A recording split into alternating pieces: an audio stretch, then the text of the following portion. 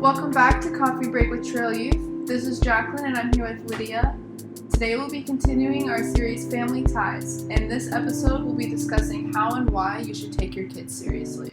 Yeah, so definitely learn to take your kids seriously. Your kids will come to you when they experience something that hurts them or oftentimes just really gets them down. And so I've heard from my friends that their parents have said, "Oh, get over it," or "You'll be fine. You're over exaggerating. It's not that big of a deal." But we need to minimize these phrases and change how we think of the situation that your child is in. I definitely agree. I'm not saying this happened to me, but I've heard if my friend goes to their parents for a breakup or whatever, and their parents are like, "Oh, you're over exaggerating. You'll be fine. It's not that big of a deal." Then, what is that really doing for you or your kid if you say that? I mean, I'm not shaming every single parent. I'm not saying every single parent does that, but I do know that a lot of parents do that. Yeah, and it kind of just puts them down. It's what we need to do is tell them, we cannot tell them that what they're feeling is wrong, because they obviously are feeling it, and it is an emotion, and that's what humans have. So you can't tell them that what they're feeling is wrong, and you can't put blame on them. Often we get blamed for things. Yes, sometimes we do definitely screw up, but I mean, you can't be blaming us for having these emotions and feelings that we have.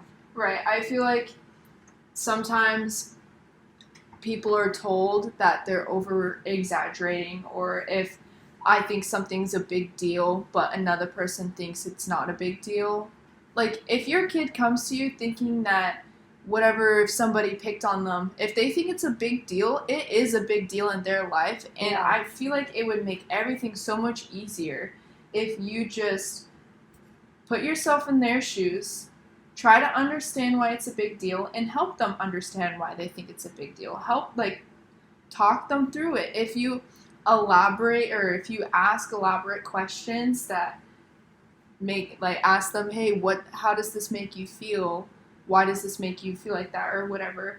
It helps them understand why they're feeling that and what they're feeling. And also with that, if you ask these elaborate questions, it shows your kids that you understand, you care about their feelings, and you're listening to them. Yeah. And when the kids feel listened to, they feel supported and they can trust you, That means that they can go to you with more stuff, and just that honestly grows connection. Whether you're talking about sad things or happy things, you still get a good connection growing there if you learn to understand and listen to each other. I feel like some examples in our society today a lot is social media. This kind of ties in with generational differences, but I feel like some parents don't understand how much a social post or slandering on social media can really affect your kid. Going back into thinking it's not a big deal.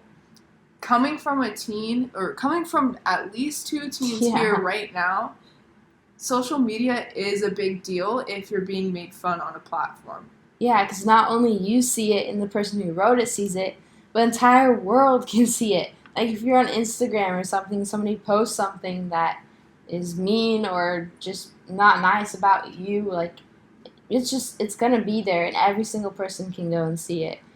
So it sucks. that goes into understanding. Again, this kind of goes into generational differences, but understand that this is a big deal for us. Again, step into our shoes, put it into perspective, and ask questions. Help your kid understand why they feel this way. Petty text or posts can still hurt and affect your kid, and being supportive can help them get over whatever happened faster, and will help them learn through their experiences. Yeah, and through this, it can show and help the kid to understand better of how to stand up for themselves. And it's really good when the parent is there by their side saying, "Hey, we're going to fight through this together. Whatever this mean jerk just said to you or did to you, we're here to fight through it together," and it'll help them be able to stand up for themselves and understand what they can do in this situation. And just in high school, it is kind of like the media thing. There's school drama all the time, right? many different groups and people. Like, there's always drama, and sometimes it may seem small and petty, but it's not. People can say some horrible stuff to kids and be real jerks to people, and that doesn't happen just at school. Like, of course, it happens everywhere, but at school, it literally shapes the rest of that kid's year. Sometimes one mean, horrible fight went down between somebody, and then boom, you're known as that kid or that type of kid, or it doesn't build up a good reputation for you, and it just ends up destroying you and hurting you. And sometimes, like when you're in high school, you have 4 years left, and sometimes, maybe 3 or 2 or 1, depending on where you're at, but it still happens everywhere in high school, and it's really annoying when it happens. So, like, for me, my mom, like, something big went down, and this girl was saying some really horrible stuff. Anyways, my mom was there to support me through it, and she listened to me and what I was going through, and we fought through it together. And I stood up to that girl, and I did not let her words end up taking me down. 'Cause instead, I had my mom's words, which were more powerful than the mean words that the girls were saying. And it's that support that you felt that, like, leaned you into standing up for yourself. Yeah. So for other people or for other parents, if your child is, I don't want to slam you guys, but like if your child is put into situations and in the past they've came to you for support and you just didn't pull through, they're gonna stop coming to you. Yeah. And that's just like cold hard truth. Mm-hmm. If you just say, hey, you're gonna be fine, like with an attitude, hey, you're gonna be fine, get over it, then it shuts them down immediately. What makes you think they're gonna come to you again? That's where then you could have communication problems because they feel like they don't need you to for advice. And this really happens there. Like, if you think about it, there are kids that can be hurt and they just feel like they can't go to their parents because in the past they didn't feel supported. This could be why there's a lack of communication with you and your kid. I think another big thing is within understanding and being supportive. Try to remember and go back in time. You guys have been through it too. Yeah. You have been through heartbreak. I don't know, like, I don't know about your guys' experiences all that well, but I 100% bet you have had your heart broken before. I bet you have been bullied before. I bet you've been put in a bad situation where you needed help. So all we ask of you is to be there and try to go back in time and understand why your kid feels this way and help them through it. Yeah, don't be a robot. Actually engage in conversations with them, and you'll better understand your kid. Like, then you can, of course, like we said, grow more connections. But honestly, like, you parents are what helps shapes our future. So if you have great parents and, like, who don't abuse you or do certain things like that, if you have those great parents, then it shapes your future. Most likely more of a chance to go out great for your child. But sometimes there are those cases where the parents are abusing their child or things go down not so greatly, so the child's future ends up not going as greatly as it could be, and because they feel so just distraught and broken. But that's why you parents are so important, because you help play a vital role in helping us become who we are, and it ends up changing our lives, like literally for the rest of our lives. And on the flip side, we've been slashing parents. So let's slash some kids. Sorry. But on the flip side, some teens can over-exaggerate. We're not saying that every single teen is, like, every single problem is the end of the world. Yeah. There are some teens that may cry wolf and over-exaggerate more often than others.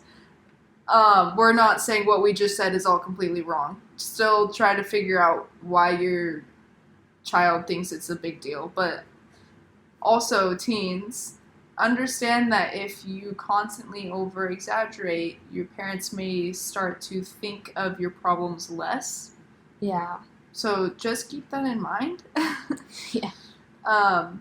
It can get confusing for your parents. They may stop understanding why you're hurt.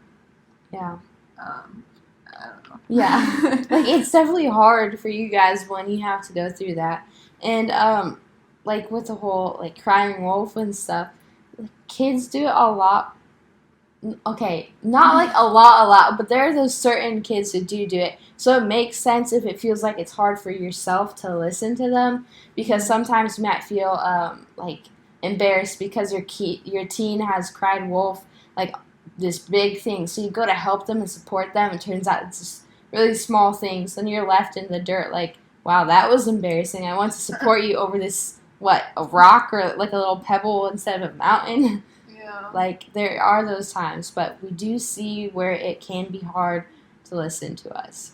So we understand why you guys we see both sides. We're not completely hating on every single parent. We see that you guys are trying still, but some parents, I don't know. I just feel like we talk about the whole topic is being supportive and showing that you care and understanding and taking your kids seriously. Yeah. And I feel like if you just shut down their feelings, you are not taking them seriously. You're not taking their feelings seriously. And I feel like that is very important in communication and your relationship with your child or your parent. Yeah. And so, like, we got to remember that listening goes both ways. Like, yeah, listening is a key part, and not only does the adult need to listen, but the teen also needs to listen and see where the parents are coming from. But that concludes this episode on Coffee Break with the Trail Youth, and please be sure to join us on our next episode as we continue to discuss family ties.